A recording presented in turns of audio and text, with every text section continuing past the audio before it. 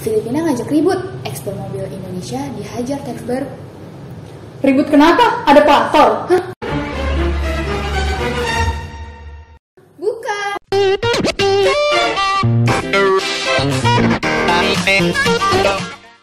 Halo Sobat Ekspor, ketemu lagi nih sama kita. Jadi di konten terbaru kita ini adalah obrolan seputar ekspor impor terkini.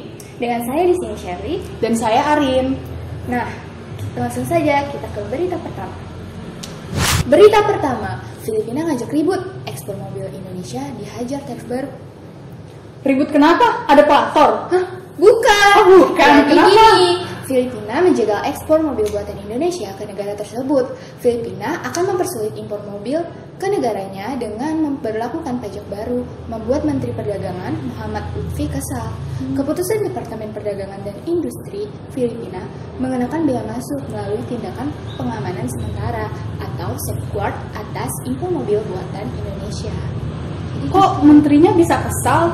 Bukannya membuat sebuah regulasi merupakan hal yang lumrah untuk suatu negara ya? Nah, menurut Menteri Perdagangan, Filipina memiliki tujuan lain dari pengenaan aturan tersebut. Bukan semata-mata karena terjadi kerugian serius terhadap industri dalam negeri akibat impor barang sebagaimana dilaporkannya. Kalau kita lihat lagi secara kasat mata, sebenarnya mereka itu sedang ketakutan daripada balance of trade-nya mengganggu current account defisit mereka. Jadi, keluarlah kebijakan itu. Lutfi mengatakan, pada dasarnya, Filipina tidak memiliki industri otomotif produk. Kalaupun ada, maka berbentuk completely knockdown, atau mobil yang diimpor secara terurai yang kemudian dirakit lagi. Berbeda dengan industri mobil di Indonesia, yang umumnya melakukan produksi di dalam negeri untuk kemudian diekspor secara utuh alias completely built up. Jadi gitu. Emang kebijakannya berlaku sampai kapan sih? Kebijakannya mulai berlaku 5 Januari lalu hingga 200 hari setelahnya. Oh gitu ya. Untuk upaya yang dilakukan pemerintah terkait permasalahan tersebut apa? Lutfi memastikan pemerintah RI akan melakukan berbagai upaya agar Indonesia terbebas dari pengenaan BMTPS. Saat ini, tuntutan keberatan sudah dilayangkan ke otoritas Filipina. Oh, jadi gitu ya. Ya, semoga deh ya di Indonesia dan hubungan dengan Filipina bisa berangsur menjadi baik supaya kegiatan ekspor otomotifnya tersebut bisa berjalan langsung lagi. Jadi devisa negara Indonesia bisa bertambah lagi untuk ke depannya. Oke, semoga ya. Iya. Nah, sekarang kita lanjut ke berita kedua. Apa sih berita kedua? Oke, kita baca ini. Memasuki tahun 2021, sektor logistik terhambat urusan kontainer ekspor karena langka. Hah? Kok kontainer bisa langka? Jangan-jangan kontainernya dipakai buat kedai kopi? Enggak, bukan kayak gitu. Jadi, kelangkaan kontainer itu untuk kebutuhan ekspor. Kelangkaan ini dialami oleh para pelaku perdagangan di luar negeri, khususnya eksportir, terpaksa menunda dan menahan pengiriman produknya yang telah dipesan oleh buyer saat ini, gitu. Lalu, kenapa hal tersebut bisa terjadi? Jadi, kelangkaan ini terjadi karena penundaan pengiriman barang perdagangan di luar negeri tersebut disebabkan adanya permasalahan kelangkaan peti kemas atau kontainer pengangkut barang tersebut. Salah satu akibat faktor menurunnya perdagangan global termasuk aktivitas ekspor Amerika Serikat mengakibatkan industri shipping global melakukan rasionalisasi biaya dengan melakukan pending shipment atau pengirimannya ditunda. Persoalan tersebut semakin rumit tatkala importasi dari Amerika Serikat tidak diimbangi dengan kegiatan ekspornya, sehingga mengakibatkan peti kemas ekspor tertahan di negara itu dan terjadi kelangkaan peti kemas secara global termasuk di Indonesia. Hal ini terjadi sejak tahun 2021 di awal ini bulan Januari gitu. Lalu, apakah permasalahan tersebut dialami Indonesia saja? Untuk kelangkaan tersebut, untuk peti kemas dialami sejumlah negara di Asia, termasuk di Indonesia. Nah, lalu solusi yang tepat untuk mengatasi masalah tersebut bagaimana? Jadi, solusi yang tepat yaitu pakar kemaritiman ITS Surabaya, Raja Holland Saud Burning mengatakan untuk mengatasi kelangkaan kontainer ini, pemerintah perlu memaksimalkan potensi semua kapal atau operator dalam negeri yang tersedia, baik yang dimiliki maupun yang disewa. Selain itu, lanjutnya perlu dieksplorasi dan didorong munculnya investasi yang jauh lebih tinggi untuk produksi kontainer baru dan pemanfaatan kontainer bekas dengan tetap memenuhi persyaratan kelayakan kontainer. Jadi jangan sampai semua kontainer dijadiin kafe ya, nanti habis nggak bisa ekspor kita. Canda deh.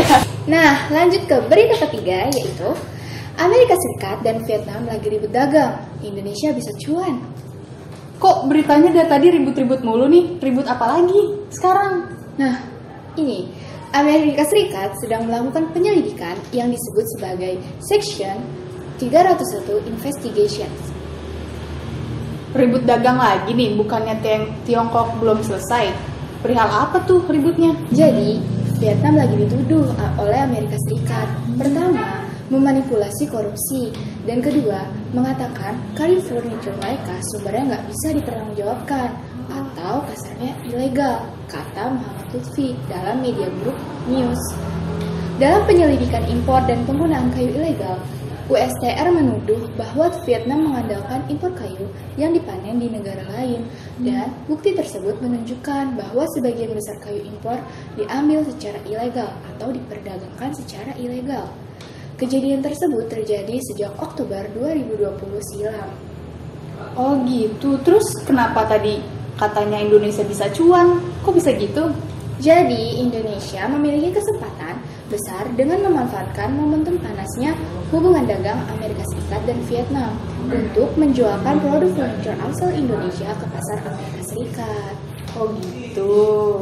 Oke deh. Oke, kita lanjut nih ke berita keempat. Apa sih beritanya? Kita bacain dulu ya. Kemendak Lutfi ungkap bahwa ekspor perhiasan diam-diam menghanyutkan. Kok bisa hanyut? Emang perhiasannya dibuang di kali? Kayak banget. Enggak deh. Jadi, nilai ekspor perhiasan yaitu yang senilai 7,8 miliar US dollar atau setara dengan 5,3% dari ekspor non-migas. Mendak Lutfi mengatakan perkembangan industri kreatif Indonesia menjadi faktor yang meningkatkan harga jual untuk ekspor perhiasan di Indonesia. Nilai tersebut merupakan pencapaian perdagangan perhiasan selama periode di tahun 2020. Untuk terus meningkatkan ekspor barang ini, ada beberapa hal yang harus dibenahi oleh Kementerian Perdagangan, yaitu memperbaiki pola konsumsi dan juga mempercayakan kepada investor agar industri kreatif di Indonesia dapat terus berkembang. Gitu. Oke. Nah, lanjut berita kelima, yaitu ekspor kopi Gayo terkendala, keterbatasan kapal pengangkut. Kok bisa terbatas lagi? Sama kayak berita yang tadi dong? Atau beda lagi? Enggak beda. Jadi gini, keterbatasan kapal pengangkut menjadi kendala ekspor kopi Gayo asal Aceh. Sejumlah eksportir kopi Arabica Gayo mengeluhkan mulai terbatasnya kapal pengangkut komoditas unggulan asal dataran tinggi Gayo tersebut ke beberapa negara importir, sehingga banyak barang siap ekspor kini menumpuk di gudang-gudang kopi milik eksportir. Kok bisa sih jadi terbatas? Terus kopinya nanti kalau disimpan lama-lama jadi nggak bagus dong kualitasnya. Gimana dong kalau kayak gitu? Jadi gini, keterbatasan kapal pengiriman juga masih berkaitan dengan masih adanya penyebaran COVID-19, sehingga berdampak juga terhadap proses maupun aktivitas angkutan kapal. Menurut Arnia, Ketua Asosiasi Ekspor Kopi Indonesia, Aceh, jalur ekspor kopi Arabica Gayo dikirim melalui Pelabuhan Belawan, Sumatera Utara, dan akan ditransit di Malaysia dan Singapura. Dari Singapura dan Malaysia, komoditas ekspor akan dikirim ke beberapa negara importir seperti Amerika, Australia, dan Eropa. Kalau dari Belawan menuju Malaysia dan Singapura, ketersediaan kapal cenderung masih normal. Kendalanya, lanjut Ketua AEKI Aceh ini, kapal dari Malaysia dan Singapura menuju negara importir sering full space atau penuh, sehingga pengiriman kopi Arabica Gayo beberapa waktu ke belakang sering tertunda. Biasanya pengiriman kopi seminggu sekali, tetapi karena kapal dari Malaysia dan Singapura full space, sehingga pengiriman terlambat, bisa 2 minggu sekali terkirim. Itu. Oke deh, kalau kayak gitu, semoga harapannya COVID-19 ini cepat berlalu ya. Jadi pengiriman kopi nggak akan terhambat lagi, dan kopinya nggak bakal busuk deh, dan kita bisa nikmatin kopinya. Nah, betul banget. Jadi biar kita bisa nikmatin senja. Betul Mana juga. nih anak senja? Oke, kita lanjut nih berita terakhir. Berita ke-6. Apa sih beritanya? Jadi, neraca dagang surplus, ibarat lari maraton tapi terkilir kakinya. Hah? Kok terkilir? Berarti harus diurut dong. Enggak, bukan gitu. Jadi, surplus neraca perdagangan di tahun 2020 bukanlah sesuatu yang baik. Bahkan, surplus ini menunjukkan ekonomi Indonesia sedang melemah. Bukannya surplus itu berita baik? Kok bisa begitu? Jadi, dari hari ini yaitu surplus sebesar 21 miliar US dollar mengkhawatirkan. Kenapa? Karena ekspor turun 2,6%, meski non-migas turun 0,5%. Tetapi impor turun jauh lebih lagi, yaitu 17,3%. Jelasnya dalam sesi webinar. Ini bukan surplus sehat. Ibaratnya ekonomi kita kalau lagi lari maraton, tapi sedang terkilir kakinya, kata Menteri Perdagangan yaitu Lutfi. Dia menjelaskan pada jumlah impor Indonesia menurun. Mendak Lutfi kemudian coba melihat ke dalam apa saja sih koefisien dari surplus neraca perdagangan tersebut. Dia mendapati bahwa terjadi pelemahan karena 70,2% barang impor di Indonesia merupakan bahan baku dan bahan penolong. Menurutnya rendahnya angka konsumsi karena banyak yang memilih untuk menaruh uang di bank ketimbang untuk berbelanja, sehingga kegiatan ekonomi dan perdagangan tidak berjalan dengan lancar. Kemudian, upaya apa yang dilakukan oleh Menteri Perdagangan terkait masalah tersebut? Jadi, kata Mendak Lutfi, beliau ingin bicara sama Bu Sri Mulyani untuk memberi insentif sehingga memberikan kepercayaan kepada pasar agar orang mengkonsumsi dulu. Dia menambahkan, jika konsumsi masyarakat sudah pulih, maka akan ada pemasukan ke industri sehingga sektor perdagangan Indonesia dapat kembali bergerak.